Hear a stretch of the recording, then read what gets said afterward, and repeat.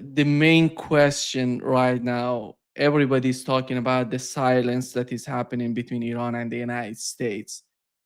And I think nobody can explain that what's going on, what is happening behind the scene. But from your point of view, what is going on? There were no attacks in the last 3 days, if I'm not mistaken, Hmm. more than 72 hours. That's right. And there is no attack, Iranian attack on GCC countries as well. What is going on in your opinion? Well, obviously, Iran is not going to attack uh, U.S. assets or anyone in the region if it's not attacked. We did not start the war. We didn't start the escalation. We didn't restart the war. We always negotiated in seriously. The Americans last year, they used negotiations as a cover to start the 12-day war. They did it again 5 months ago for this war. So the Iranians take their agreements very seriously. I I don't watch Western media, but I've been told that in the United States they're saying that Iran uh, brought down the MOU by firing at ships in the Strait of Hormuz, which is of course nonsense. Those ships came after uh, almost 3 weeks of U.S. violations with regards to almost all aspects of the deal, and then ultimately they violated every single article of the deal. They refused to force the Israeli regime to leave Lebanon. They uh, did refuse to hand over Iranian stolen assets. These are were all a part of the agreement. They expanded the sanctions regime, another violation. They continued to threaten Iranians, a violation. They they removed the sanctions. They lifted the sanctions on Iran's oil export. Then they returned it out. They reversed it after just a few days. Another violation. Then the one that led us to where we are was the United States. While carrying out all these violations, they opened up their own corridor in the Strait of Hormuz in violation of Article 5, and with the complicity of the Saudis, the Kuwaitis, and the Qataris, and the Emiratis. They sent ships through that corridor despite repeated Iranian warnings. Ultimately, the Iranians hit three ships because they'd warned the Saudis, the Emiratis, the Americans, the Kuwaitis, and so on for days. And then the Americans fired at Iran, attacked Iran, relaunched the war, another violation. And of course, they reinstated the siege, which is the final violation. Everything that has been violated. So they have nothing to complain about. And Iran carried out its obligations. Now, many criticize Iran online. I've seen people. I I don't engage a lot on Twitter because I'm really overwhelmed with different things that I have to do. And but I do see sometimes what people write or say that Iran is naive, Iran shouldn't negotiate, Iran should initiate war. Iran has certain principles. It has religious principles that it has to abide by. So it doesn't initiate war. It doesn't initiate escalation, and it carries out negotiations in good faith. Of course, that doesn't mean Iran is naive. Iran, contrary to popular belief, before the 12-day war, and sorry, I digress. I know I'm not answering your question, but I'll get to that shortly. Iran, prior to the 12-day war, Iran it knew that the United States was going to attack, but they negotiated anyway because they wanted to show Iranians and the international community that the trouble is not Iran, it's the United States. Some people say that's useless, a useless endeavor, but I think the opposite is correct. Before this war, the Americans again used negotiations as a means of deception, but the Iranians weren't deceived. What they did do again was show the international community and Iranians, some Iranians who may have asked, well, or wondered what if we had negotiated? Maybe there wouldn't have been a war. So Iran made sure that, as they say in the United States, all bases are covered, so that there are later on no one can blame Iran for war. And of course, the MOU, the Iranians knew, and we've discussed this together on your show. And we've discussed all of these things in over the last year, more than a year. But during the MOU, when the MOU was signed, Iran knew that the United States would violate it. They knew that the United States would most probably undermine it. But the Iranians used the MOU as a means to prepare itself for the next stage. They had tens of millions of barrels of oil in tankers waiting, stuck in the Persian Gulf. They sold them, brought in uh, necessary supplies. It's a country of 90 some million people. You have to take care of your people. So it wasn't because Iran was naive. It was because Iran was being both moral, but also uh, careful to make sure that the United States lost the international community and popular uh, and the hearts and minds of people across the world, and that Iran would be able to take advantage of different opportunities that came about. But so, all of that aside, right now we're at a place where no one knows what's going to happen next. The United States, we do not trust the United States. No one trusts the United States. So, and the United States has gone quiet for the last 3 days. Now, why has the United States gone quiet? I don't know. I really don't know. I, of course, have read the different reports that have come out that senior officials in the United States have warned Trump about escalation and about continued war, about the shortages in the military, about the economic, about the costs, and I'm sure about the crisis, the global economic crisis, because as we speak, the strait is still closed. The Strait of Hormuz is not open. So the shortages, the global shortages are growing. And then the Red Sea, of course, has been added to the problem for the United States. And we've seen Ansarullah in Yemen take out key Saudi installations. So the situation is much more, is growing more difficult literally by the minute for the US economy, for the Western economies, and of course for all of us, for the global economy. So while there's no shooting, but it's not as if things are back to normal. The strait is closed. Both straits are closed, at least in the Red Sea, in Bab al Mandab for the Saudis. So the question is, what are the Americans planning? Is it truly what these journalists are saying, or these reports are saying, that Trump is being told that this is it's not a good idea to continue, or is the United States preparing for an escalation? We don't know. The Iranians believe that it's quite possible that the United States may choose one of four, let's say, options. One is to end the war and to seek a solution.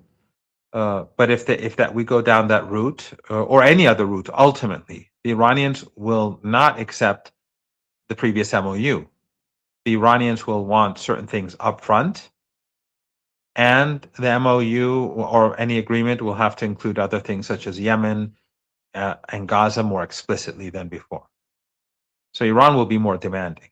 And as I said, Iran will demand some things before they even begin implementing anything, or otherwise the strait is going to remain as it is. And this is not a situation which Western economies can ignore. So one is to de-escalate. The second is to restart the bombing. If that happens, we're going to have the status quo continue.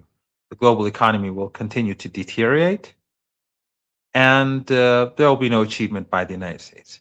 The third option and the fourth option are sort of similar in that one would be carry out massive strikes across the country, and the other would be to carry out a land campaign in the Persian Gulf, or maybe some crazy adventure to take a mountain near Isfahan or near Qom, uh, or a combination of both.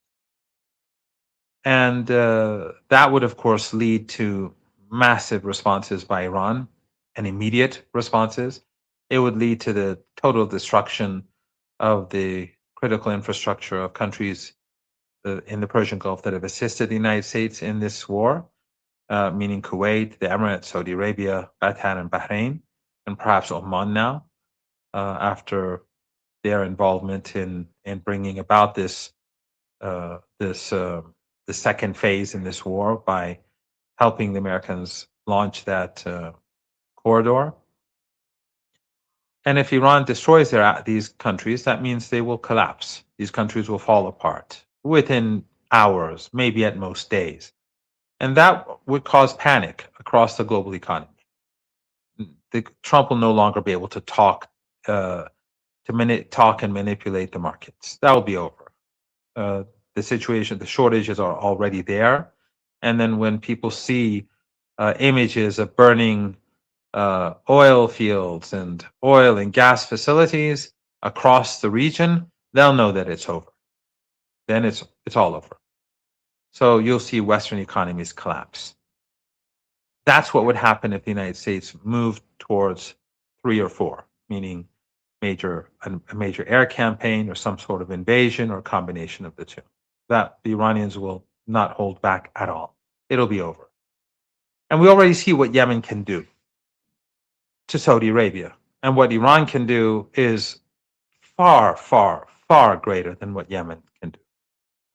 And of course, there's Iraq and the resistance in Iraq. So we don't know, but Iran is prepared for the worst and waiting to see where Trump wants to take this. Yeah, you've mentioned the case of Yemen and Saudi Arabia. After 48 hours, we're still seeing that the new images came out and showing that Aramco is still on fire and it's burning after 48 hours. And this is significant what's going on. I think the way that Yemen has entered the war is so much important, and the timing of their blockade is so important for the future of the country. And I is that going to be, let's assume the talks happening or the messages between the two sides back and forth, what would be the role of Yemen? Are they going to be part of negotiations, the talks between the United States and Iran? Oh, no doubt. No doubt. Yemen was very smart. It was a very smart move. They chose a time when the Strait of Hormuz was closed to say that an end must be brought about to the siege on the people of Yemen.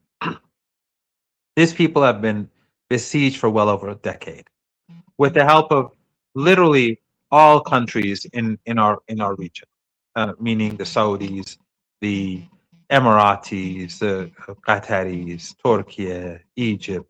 All of them from the very beginning were on the same page when it came to the genocidal attacks on Yemen. When the war, when the Saudis and the Emiratis launched the war against the people of Yemen, and Yemen persevered, and for years they fought back, and ultimately they created their own missile and drone capabilities, and they started striking Saudi uh, oil infrastructure, and that led to the ceasefire. But the siege is still in place. This must come to an end now. You can no longer strangle our people. And this is the best opportunity, because when the Strait of Hormuz is closed, then the impact of the closure of the Red Sea becomes much greater. If Yemen had done this, let's say, during the MOU or before the war had started, the impact would have been significant, but much less, because most Saudi oil and its petrochemical products or refined products come from the Persian Gulf.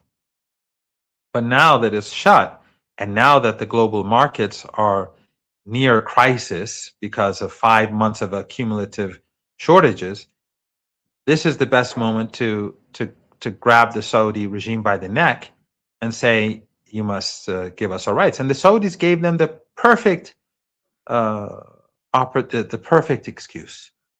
When the Iranians sent a plane to return the Yemeni delegation, well, they sent a plane to pick up the Yemeni delegation, breaking this immoral and illegal siege. The Saudis, their jets moved towards the airport. Air defenses, from what I read, forced them back. Then, when the delegation was returning to Sana'a, the capital, the Saudis bombed the airport, outraging Iran, but carrying out an act of war against the people of Yemen. So that allowed Yemen to retaliate. And then, of course, it led to the massive strike on Saudi oil installations. So and of course shutting of the Strait of Hormuz. So the Strait of the Bab al Mandab Strait. So this is an ideal moment for Yemen. Their act carries far greater weight today than it would have at any other time. And of course, it has huge benefits for Iran too, because it increases the impact that Iran is creating against the Americans through controlling the Strait of Hormuz. So it just shows that the axis of resistance, it is a very effective and powerful alliance. And Ayatollah Khamenei, the martyr who created this, and General Soleimani, the martyr who uh, created this alongside him, we now see how important it is, just as important as the missiles and drones themselves, and the underground missile and drone cities that have been created in Iran and Yemen. And of course, the resistance in Iraq is still not. Uh, they're still waiting for the right moment, for escalation. They are a force far greater than even Hezbollah in number, and they have access to sophisticated weapons. So this is not a war that the United States can win. Although you're not going to hear much about this in the Western media, just as we didn't hear much about it in the Yemeni attacks on Saudi oil installations. It seems as if Western media, even those that oppose Trump, they want to downplay the situation. But the situation is uh, very critical for Trump and the United States and the West. Looking at the way that the axis of resistance is reacting, in my opinion, not acting, because it was all about Yemen. With the case of Yemen, it was a siege on Yemen. Yemen is reacting to what is happening against them. Iran is reacting to the attacks of the United States. But do you see the moment that even within this sort of reactionary attitude, they're going to go preemptive as Yemen did? As how about the situation, about the when it comes to the Strait of Hormuz? We've seen in the last 24 hours, nothing, as you've mentioned, is happening. There were some reports of some attacks or some mm, vessels or ships trying to pass through the Strait of Hormuz, which were somehow hit by mines in that area. Are they going to learn, or are we going to see the same thing happening? Iranian attacking in the Strait of Hormuz, the United States continuing with the same attitude, or we're gonna how do you see them? It's somehow chaotic looking at the situation in the Bab al Mandab and in the Strait of Hormuz. Well, I don't know Yemen if didn't care. Yeah, Go ahead. you were Go saying. ahead. Well, Yemen didn't preempt the Saudis, as I pointed out. They carried out an airstrike on Sana'a International Airport to prevent the Iranian passenger plane from landing. And therefore, that gave Yemen the opportunity to strike. Although, even if Yemen had just attacked without the Saudis carrying out this strike, it would still have been legitimate and not preemptive, because uh, they've imposed a siege on a big country of Yemen, a siege on women and children, and it's been going on for years. This is war, and it's illegal, and the West supports it, and so do these regional regimes. We see how, for example, uh, countries are supporting Saudi Arabia right now. I mean, just I don't want to name all of them, but some of them, suddenly they're supporting the same side as the Americans. The side of the Saudis who are on the side of the Americans, who are on the side of the Israelis. So when you look at Erdogan, when you look at, unfortunately, Pakistan, some of the things that are being said in the media, it's quite surprising from some of the media in Pakistan, the sort of language that's being used. But but Yemen had every right to carry out this attack. And but but Yemen, I, I don't. This is not a preemptive attack, and I don't see Iran as carrying out a preemptive attack, even though Iran could attack because the Americans have created and imposed a siege uh, on Iran, and so that is an act of war. But again, I don't think Iran is going to do that. I think that Iran will wait to see if the United States wants to de-escalate. If it does, Iran will move in that direction. But of course, an agreement will not look like the MOU. It'll be the Iranians will make more demands, and as I said earlier, they'll make certain demands up front. I don't see the United States or Trump in particular accepting that. Uh, and if the United States wishes to renew the war, Iran will renew striking back, and of course, Iran will hit the United States harder. And so far, during the last 2 weeks of fighting that we saw until this pause, the Iranians have hit the Americans harder than the Americans have hit Iran. I think it's clear by now to everyone. And then if the United States wants to escalate, then it's all out war. And that will be the end. The map will change on the Arabian Peninsula. And it will change elsewhere because when things collapse, other countries will collapse with it. Jordan will collapse. Across the world, there will be chaos because there will be global economic depression. It's not just in our region from, Turkey to, I don't know, to Sudan, or from Egypt to India and Pakistan. This will affect Latin America. It'll affect Africa. It'll affect uh, Europe. It will be devastating North America. It will devastate the world. So hopefully the world won't go there, but it really all depends on Trump and Netanyahu and the Zionists.